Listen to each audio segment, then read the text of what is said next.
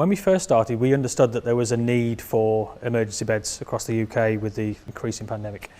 We entered into the facility to be told that this was the first of many facilities that might go across the UK, and was it possible for us to fit 8,000 beds into a facility like ExCel. The data that was coming out of China at the time was unpredictable, unreliable, and it came down to the need that what could we fit in ExCel, what would be the maximum capacity we could do, and how quickly could we deliver the first 500 beds. The space is sort of 90 metres wide. Overall, each of the halls are nearly 500 metres long, so they're enormous.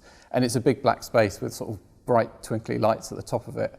And other than that, it's just huge. And it's sort of 12 metres high, so it's an enormous space, and trying to work out how this could be turned into a hospital was quite hard to sort of fathom. We had a saying when we walked in: everybody walked in the door, left their egos at the door, and everybody came down as one team.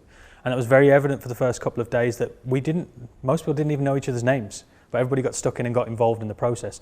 We all got together 3-4 times during the day, put the major decisions on the table, and everybody put forward their ideas and solutions, and we selected before we left that room. So all the decision making was instant, on time, to allow the facility to move forward.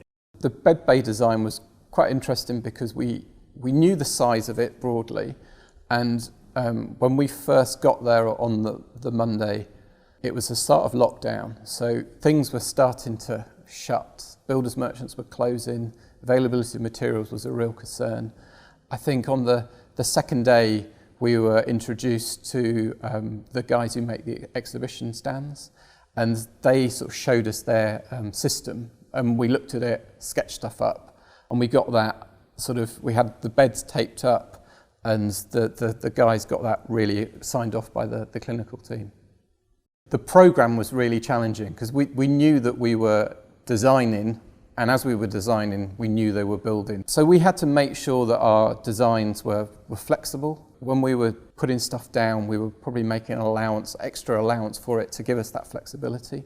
Because we were doing 500 beds, we then had the ability to go back and revisit it and look at what we might change. It was making sure that what we were designing was flexible enough to sort of cope with the change that might happen.